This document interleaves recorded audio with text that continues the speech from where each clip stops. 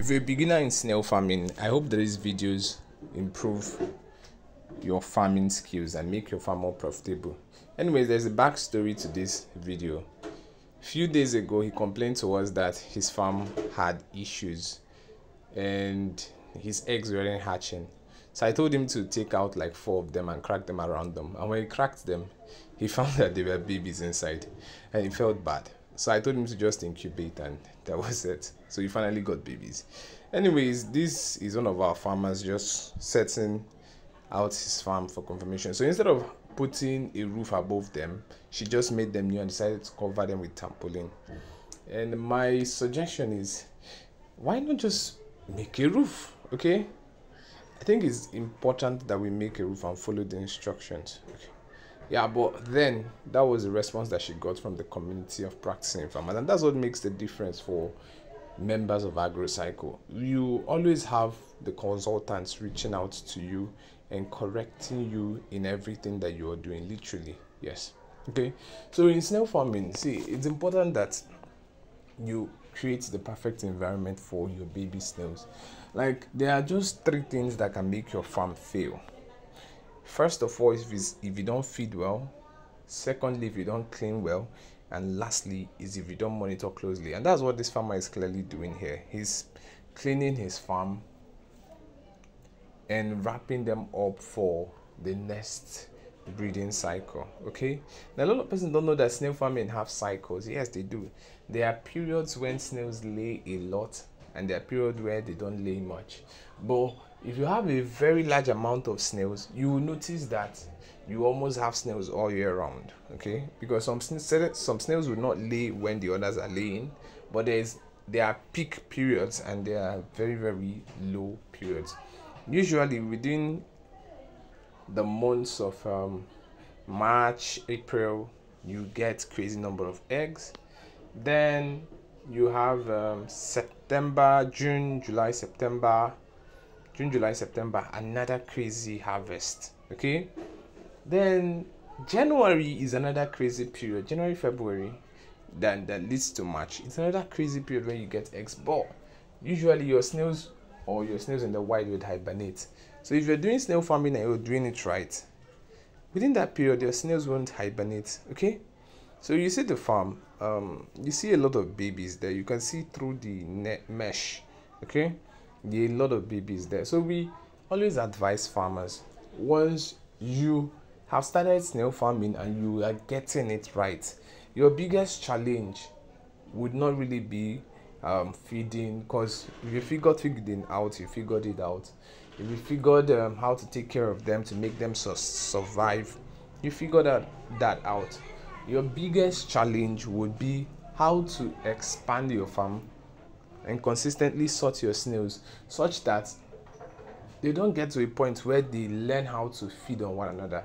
Because if your baby snails learn how to feed on one another from a very young age, they become lazy feeders. They don't even care about your feed. Okay, so this is one of the videos that he posted of how he started sorting them out into different categories.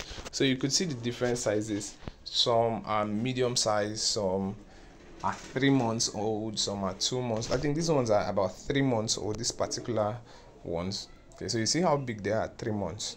So when they get to 9 months, you're having very big snails that are already laying eggs for you.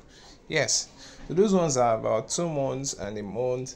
And according to him, he has over 1,000 snails, baby eggs, like snail eggs, that had not been hatched already. Okay, so it's quite exciting to see farmers testify and give these testimonies. Why? Because the community, or the AgroCycle community of practicing farmers, is committed to helping you grow. Now this farmer is in Abuja, and if you want to meet him, it's very, very, very easy. You just have to join the community of practicing farmers, and after your training you will be attached to him directly.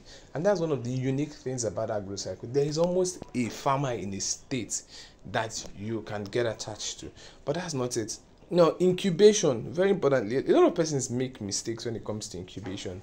According to him, he has about 80% hatch rate, and that is a very, very, very big amount. Now, something you love to see. No, a lot of people think snail farming is all rosy. Look at him. He lost about 160 snails. He got 300, lost about 160 snails. And you might think, oh, why? Why is he losing the snails? He's not supposed to know. He lost the snails. First of all, he's in Abuja.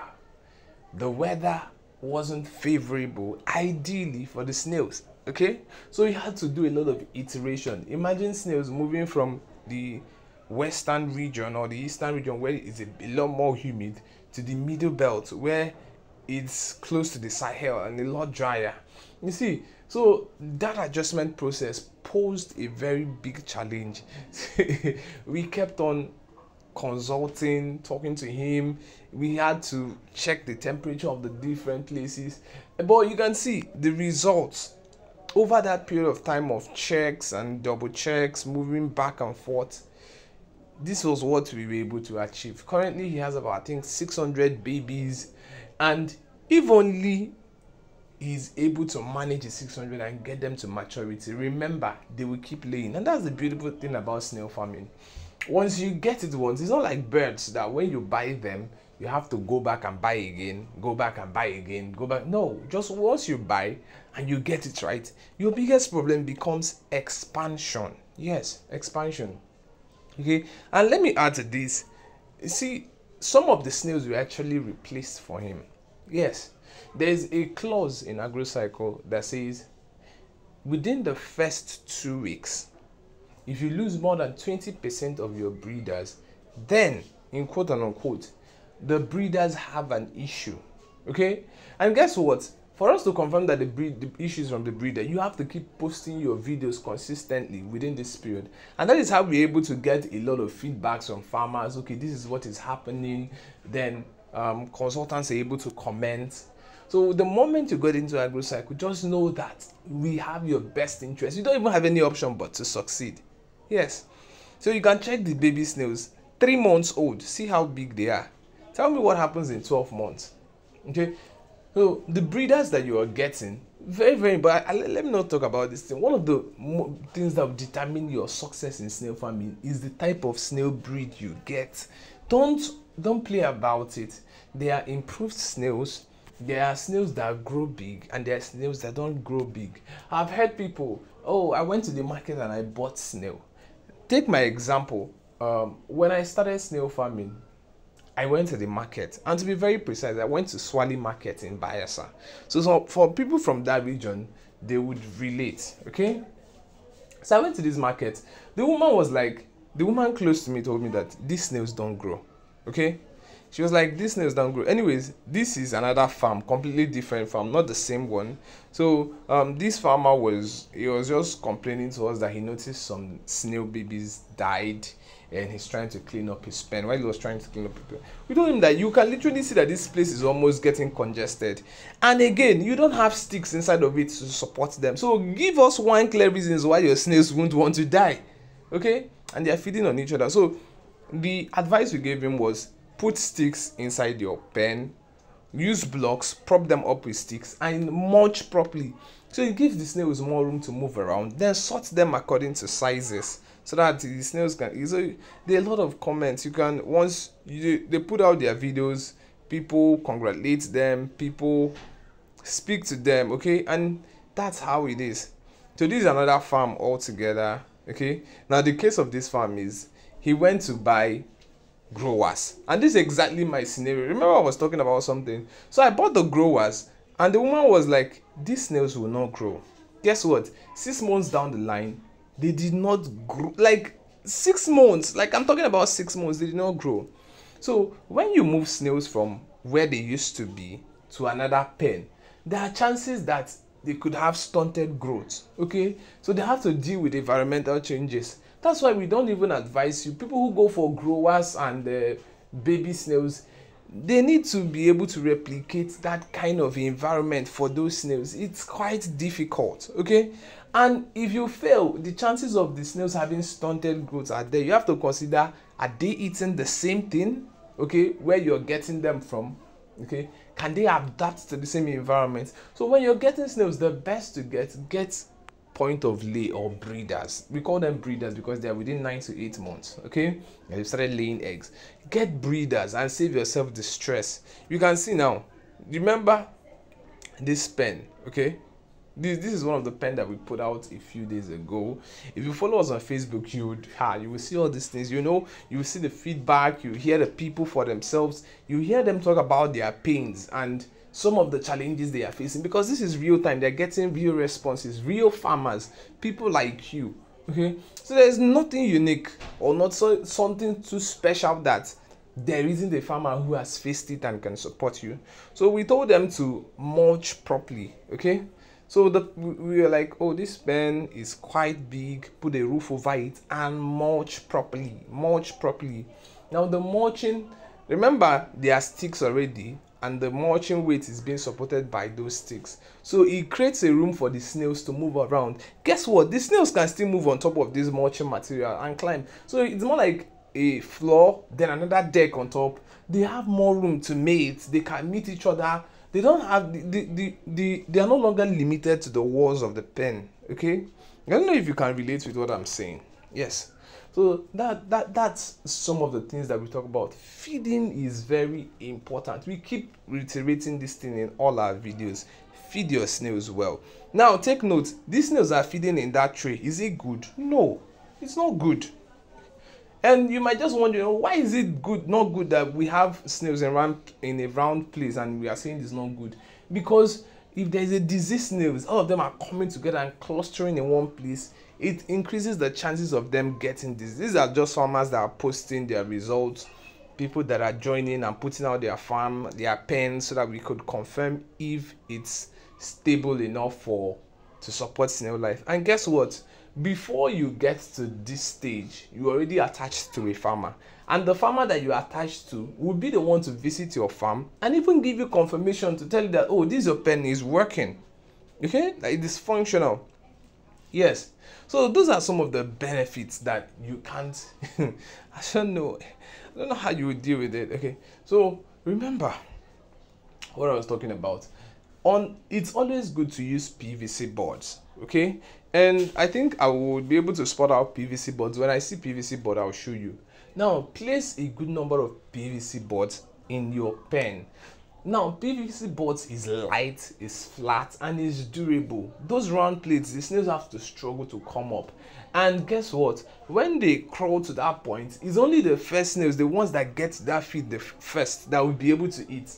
So it doesn't even make sense. Now you will think, oh, I'm feeding my snails. No, you're just yes, you're feeding them anyways, but it's just a few snails that keep eating and eating and eating, and guess what? They become very big, and with being big comes weakness. Okay, not like weakness in the terms of they should be strong ideally, but somebody that is pretty fat and compared to somebody that is let me not use someone, but when it comes to a race, you are excited that the leaner person is able to move faster than the thicker one. Okay, that's just it. And guess what? When you think cannibalism, that the big snails are the ones supposed to eat the small ones, no, it's actually the small ones that are eating the big ones, which reduces your businesses. Imagine the big ones that you're planning to sell off as probably jumbo size. Now the small ones now come and cannibalize on them. It doesn't even make sense. Okay, so try as much as possible to spread out the area where you're feeding your snails. Very important. Now, there are a lot of things that people overlook, and we'll always point it out in the community of practice. Anyways, if you've not subscribed to this channel, please go ahead and subscribe. Let me keep telling you all these things. Go ahead and subscribe. What is she doing here? She's trying to look for eggs. Okay, pick out baby eggs, and did you notice how water dripped out of that snail? Did you notice? That shows you a snail that is well hydrated. Okay, so the place is not a snail that is struggling. The snail is properly hydrated. Okay, so sometimes when you spot out that some snails are sick, it is important that you put them apart and put them on a bitter leaf, scent